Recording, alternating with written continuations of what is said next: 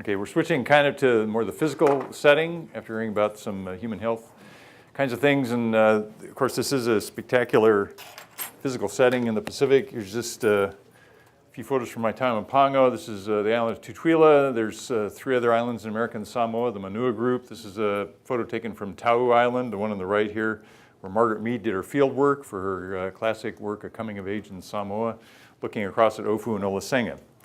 So when you say Pacific climate to most people, they usually think El Nino. And of course, this is just one of these depictions of El Nino being this kind of vengeful monster wreaking havoc on human societies and ecosystems. But El Nino is a big thing in the Pacific region, as you all know. We just experienced the record El Nino, the biggest El Nino on record. 2015, 2016, El Ninos tend to start in Northern Hemisphere spring. They tend to last for about a year into the following Northern Hemisphere spring, so they span 2 calendar years. So when you hear people talking about El Nino events, it's usually in terms of two years. This one actually went from spring 2015 to spring 2016. It was the largest El Nino on record. These are the sea surface temperature anomalies. So the water was unusually warm here in the eastern equatorial Pacific on the order of 4 to 5 degrees centigrade, which is a huge temperature anomaly. And that's enough to shift precipitation patterns around, shift where storm tropical cyclone tracks occur.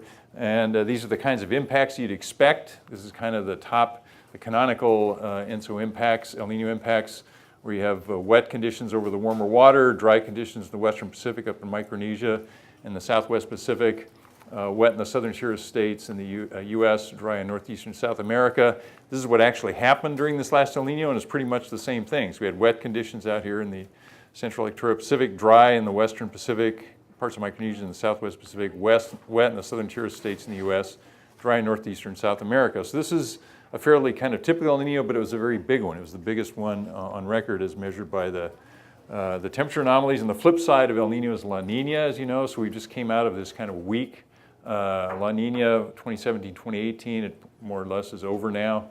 You can see now we have these kind of cooler than normal sea surface temperature anomalies in the eastern equatorial Pacific, and we get the opposite kinds of patterns. So it's anomalously wet in the western Pacific, dry here in the central Pacific, dry here in parts of California, and wet in northeastern South America.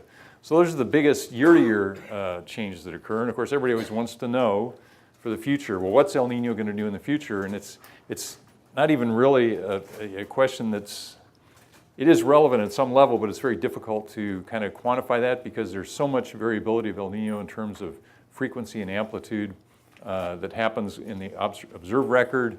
So it's a very kind of chaotic kind of thing. But even if the frequency and magnitude didn't change at all, you'd still get these same kinds of impacts. You'd still get the same kinds of patterns, but the impacts would just be more severe. So when you get, during an El Nino event, you get these dry conditions over here in the western Pacific. During future El Nino events, it would become even more dry. So that would be a risk for more drought and more drought-related health impacts, and wetter in the central and eastern equatorial Pacific. So another big El Nino impact, which is becoming really kind of frightening, is coral reef bleaching. And you've probably all, in your various island groups, have experienced this in the last few years. Coral bleaching occurs when a healthy coral like this one, which is basically 2 organisms. It's the coral skeleton, the coral organism that provides a skeleton, and the algae, which live on the coral, that provide the color. So the algae is providing photosynthesis and giving nutrients to the coral skeleton that it's living on. So it's a symbiotic relationship between the algae and the coral. And corals are adapted to a certain temperature regime. If the water temperatures exceed a certain threshold, the coral freaks out, kicks out the algae, and what's left is just the white skeleton of the calcium carbonate skeletons of the coral organisms without the algae. So the algae have been kicked out, and obviously this reef cannot live very long without the photosynthetic properties of the algae, and as a consequence, a certain fraction of reefs that bleach end up dying. We've just come through this kind of big 3-year coral reef bleaching event, 2015, 2016, 2017. Here's some healthy reef and a bleached reef in Pongo Pongo in American Samoa. Had a lot of bleaching here in the Hawaiian Islands. This is just kind of a sequence again from American Samoa. Here's a healthy reef in 2014. Here's a bleached reef in 2015 and the reef dead by 2015, August of 2015. So there is a serious kind of impact that has affected. This last mass bleaching event affected reefs all around the world in the tropics. So you can see not only in the Pacific, but also in the Indian Ocean and in the Atlantic and the Caribbean.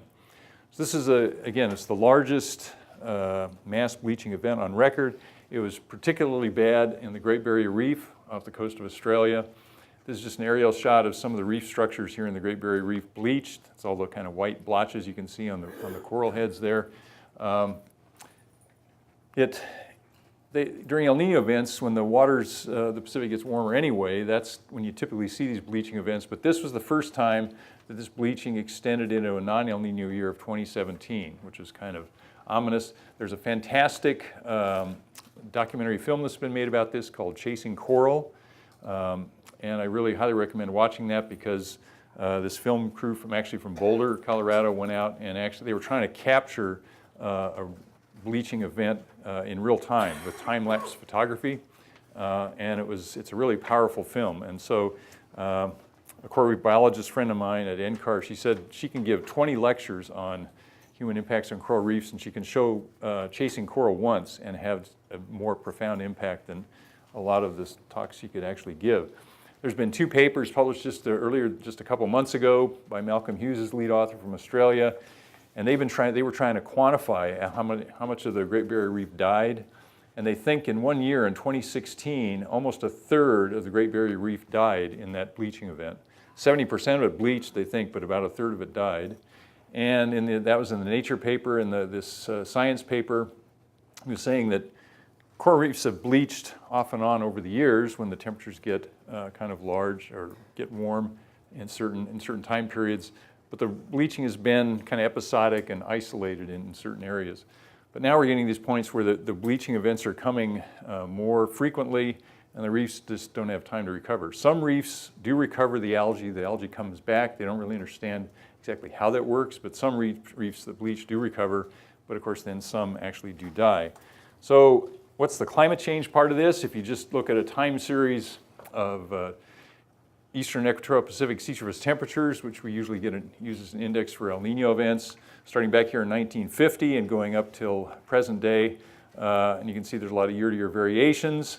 The El Nino events are the ones up here on the top, and the La Nina events are the ones here at the bottom, where it's cooler than normal.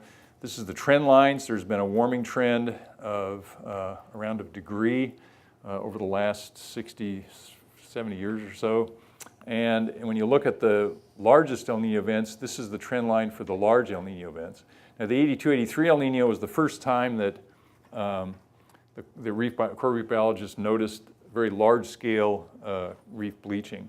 And they were pretty shocked by that event, but then they were shocked even more by the 97-98 El Nino. That was the record mass bleaching up to that time until the 2015-2016 El Nino. Then now that's the record coral reef bleaching event. And you can kind of see where this is kind of headed as we go on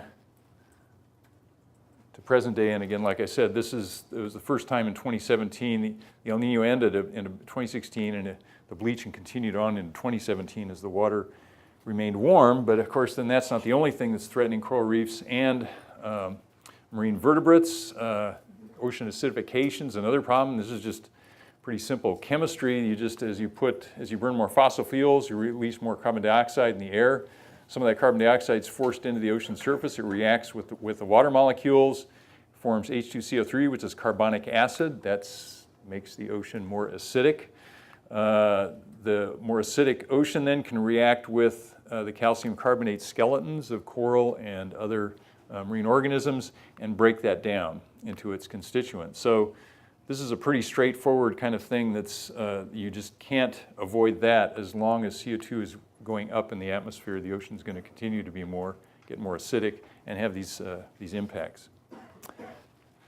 In terms of tropical cyclones and typhoons, which we call them in the Pacific, typhoons in the Northwest Pacific, tropical cyclones in the South Pacific. This is a result now that's been out at least more than 10 years now. So this is a fairly consistent result that's come out from another number of climate modeling studies. And this is one of the first ones that was done by a group in Japan, but they just looked, they plotted up the tracks of tropical cyclones and typhoons, and you can see this is the observed tracks of these storms over this period from the late 70s to the late 80s, just as kind of a reference. They ran their climate model with present day conditions, and these are the tracks they get out of their climate model, and you can see there's fairly good correspondence between the two in terms of where they're occurring and the numbers. And then they do a future experiment where they increase CO2, and just by eye you can see there's fewer lines, fewer tracks here than there are here. And so this is one of the first results that came out in this, that when you have a future warmer climate, you have less typhoons and hurricanes, actually in total number. So there's less that form, but the ones that do form become more intense. So you have fewer total storms, but the ones you get, you're going to get more Cat 3s and Cat 4s than we got before, and we've already been seeing that. So that's already been happening. And so that's a result that's been coming out of the climate modeling literature for a while. Now we're actually seeing it happening.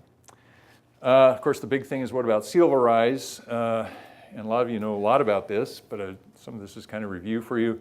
So there's two ways you can get sea level to rise. One is you just heat up the water. And just physics, the physics of water means is the warmer water expands. So as you warm up the ocean layer, surface layer, it expands, and that raises sea level. And so that's a fairly easy one to understand and quantify, because we can get that out of climate models pretty easy. The difficult one is water added to the oceans from melting of land ice, glaciers and ice sheets. So this is ice that's on land, obviously. So you have the big ice sheets, the Greenland ice sheet and the Antarctic ice sheet that are sitting on land. So that's water that's not in the ocean, it's on the land. And you have glaciers, that's water that's not in the ocean, it's on the land. If you melt either of those sources, the ice sheets, the glaciers, that water runs from the land into the ocean, that adds mass to the ocean, and that raises sea level. So sea ice, which forms seasonally over the Arctic and around the Antarctic, does not have any effect on sea level, because you're freezing and thawing water that's already in the ocean. So that doesn't affect sea level rise. What affects sea level rise is the land ice, the ice sheets that are sitting up on land. If you can get that water out of that ice into the ocean, that's going to raise sea level. So if you're living on this kind of an atoll, this is actually Tetiaroa in French Polynesia. This actually was the island that Marlon Brando bought after he filmed Mutiny on the Bounty in Tahiti in the 1960s. I don't think he owns it anymore, or his family doesn't own it anymore. But if you're living on an atoll, obviously this is a big problem. But not only people who live on atolls have these problems, because even on high volcanic islands, you're going to have more impacts, and people are already seeing this. We've already heard about this today. You're going to see more shoreline erosion, more flooding of low-lying areas on big islands during high tide events and things like this. So if you live on these islands, you got to worry about what's going on mainly in Greenland and Antarctica for the future. So now you got to start thinking about what's going on at these locations far away. We've heard already today, we're already experiencing these kinds of impacts in the Pacific. We usually get bigger inundation events during naturally occurring high tides, during king tides. So these naturally occurring high tides are occurring on an average sea level rise that's already occurred of about 8 inches, about this much. And so you just get more inundations with these naturally occurring tides, or during storm surges or during storm events. You get more inundations because it's occurring on a rise of sea level that's already occurred. And this, of course, would be something that would be occurring more in the future. This is from coastal flooding from Funafuti, an event, and this is from Tarawa in the bottom, same kind of thing. And these are just during high tide events. So we're not talking about melting the entire Greenland ice sheet or the entire Antarctic ice sheet. If you did all that, you'd get about 20 feet of sea level rise, or about 6.5 meters from Greenland, and about 25 feet or 8 meters from Antarctica. We're not going to melt the whole ice sheets, but what we're worried about is how fast they're melting. So the two key questions that we're really trying to answer is, how much will melt and how fast, right? How much and how fast? Those are the two key questions, and these are driving a lot of research right now, because these are crucial questions to answer for all kinds of different adaptation strategies, and how much money you're going to spend and how fast to try to stabilize coastlines or retreat from coastlines. And so this is what the scientific community is really studying very intensely right now. How can you melt an ice sheet rapidly? Well, you can actually do it. It actually happens in two different ways. The Greenland ice sheet can melt because if you've got all this ice sitting on bedrock in Greenland. This ice is on the order of 2 miles thick. You get snow accumulation on the top. It forms ice. The weight of the ice pushes ice out through outlet glaciers that come out. There's only about 4 or 5 huge outlet glaciers that drain ice out of Greenland. And when the face of the outlet glaciers come in contact with the ocean, if the ocean's warming up, you're going to have more rapid calving of ice. And if you start calving ice and you're melting more ice back from the warmer ocean, that's going to destabilize the outlet glacier and you're going to get more ice discharged out from the ice sheet. So that's kind of what we're worried about in Greenland. We're trying to figure out how fast the ocean waters at the faces of these outlet glaciers is going to warm up. That'll probably be a key factor. Antarctica is a little bit different because Antarctica, same kind of thing. You get this 2-mile thick layer of ice. It's being pushed out. You have these big ice shelves that float on the ocean, and we're worried about warmer ocean water getting underneath the ice shelves and destabilizing it from underneath, and then that would break up the ice shelves. The ice shelves are holding back a lot of this ice, and the ice would then flow more rapidly into the ocean and raise sea level rise. So those are 2 different kinds of processes we're trying to understand. If you're looking at projections of sea level rise, it's highly uncertain. So if you're looking, and these are just from 3 studies, there's many more, but a lot of times the canonical figure is kind of an average of 3 feet or about 1 meter by the year 2100, but there's big error bars there, and the error bars just keep growing as you get out farther into the future. But the inevitability of this is what's kind of discouraging because there's a lot of warming that's already in the system, and as the system tries to catch up with the warming we've already put in there, the time scale of the sea level rise is very long. It's several hundred years at least. And the other thing that's kind of frightening to me, I didn't really know this until, I think it was somebody, Ray Bradley or somebody pointed this out, but if you look at Antarctica from the top, so here's the Antarctic ice sheet, here's South America over here, and you think, well, it's just all ice-covered land, and it is ice-covered land, but when you look at the elevation of the land, the green areas are areas that are underneath the ice sheet that are above sea level. All these areas are below sea level. The ice is so heavy over Antarctica, it's pushed the crust, the Earth's crust down, and the continent, a lot of the land continent of Antarctica is actually beneath sea level because of the weight of the ice above it. So the worry is that if you start infiltrating warm water under the ice shelf and you get it underneath there, and it's under sea level anyway, beneath sea level, the land is beneath sea level, that could actually destabilize the ice sheet relatively rapidly. But nobody knows how this works. People who study ice sheets are seeing things now they've never seen before in human history because it's warmer now than it's ever been before in human history. So if you're a ice sheet modeler or you study ice sheets, you're trying to learn as much as you can, as fast as you can, and trying to study things that you are just starting to observe and try to understand. So it's a real challenge. So how do we deal with this in terms of projections? We use climate models.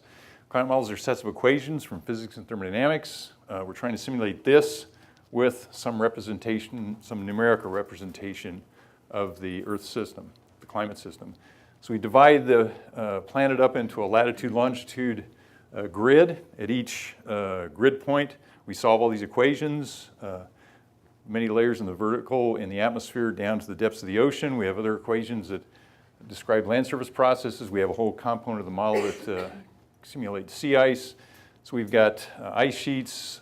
We can get the current generation of models. For the first time, we're going to have coupled ice sheets in the models, ocean biogeochemistry to look at ocean acidification, atmospheric chemistry for air pollution. So we're trying to simulate these kinds of features in the Pacific. You get this kind of row of what looks like big thunderstorms here across the Pacific, and this runs all the way across the Pacific at about 5 degrees, between 5 and 10 degrees north.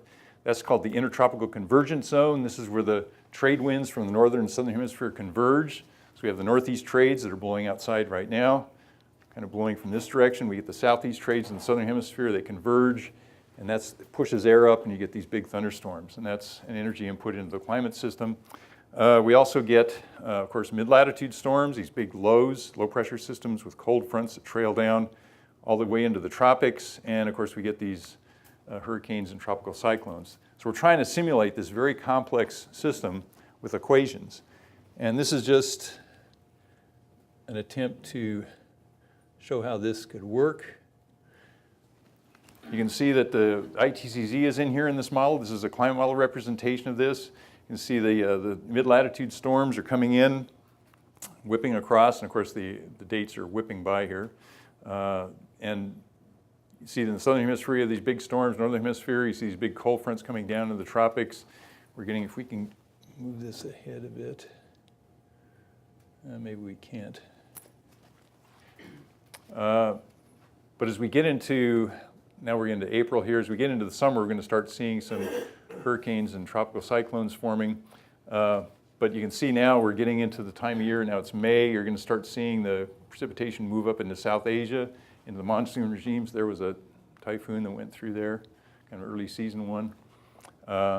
So you can see that this is just done with equations, right? And to me, this is pretty miraculous that you can get anything that looks like the climate system just by running a bunch of equations in a computer. There's another typhoon that's forming there. Here's a couple of them spinning off here in the Pacific. So anyway, this is the kind of tool we're using. We're simulating, we have to simulate daily weather as the model's running along. We average these daily weather regimes into climate averages, just like we do in the real system. So these are the kind of tools we have to try to simulate this. So logistically, how this is working in the international climate science community is we do these through the World Climate Research Program. We try to coordinate all the modeling groups in the world that do this kind of high-end Earth system modeling. And we do this through this project called the Coupled Modeling or Comparison Project, or CMIP. It started in the mid-90s. We're now in the 6th phase. And what we do is we get the modeling groups around the world to agree to run the same kinds of experiments in the same way so we can get them all together and compare them and to see how the different models simulate these future climate changes. And that gives us some better estimates of uncertainty. So we got now 33 modeling groups from 16 countries that are doing this kind of work. In the 6th phase of this, this is the kind of process that happens is the modeling groups do all these experiments that we've agreed to do together. We compare these to observations. We run them into this thing called the Earth System Grid Federation, which is a set of servers, basically disk farms, at the various modeling centers. They have web interfaces, so anybody here can actually get on a web page and access current state-of-the-art climate model data if you really want to torture yourself, but you can do that. It's publicly available, and then you can download the data and look at it and analyze aspects of climate change. So just to summarize, some of the future threats to the physical system, obviously these warmer ocean temperatures will produce more intense El Nino impacts. And that means more intense droughts, floods, extreme heat, and coral bleaching. As long as CO2 keeps increasing, the ocean will become more acidic with a lot of negative kinds of implications. This result, it's now fairly long-standing, and now we're seeing in the observations fewer totally tropical cyclones, but the ones that form will be more intense. Sea level rise depends on the how much and how fast questions. We still don't have good answers for the how much and how fast questions, but this is an area of active research, obviously, because there's a great amount of interest in it. We're using Earth system models to identify and quantify these risks. These large data volumes are being generated. I mentioned for the CMIP 6 phase, it's going to be on the order of 10 petabytes of data.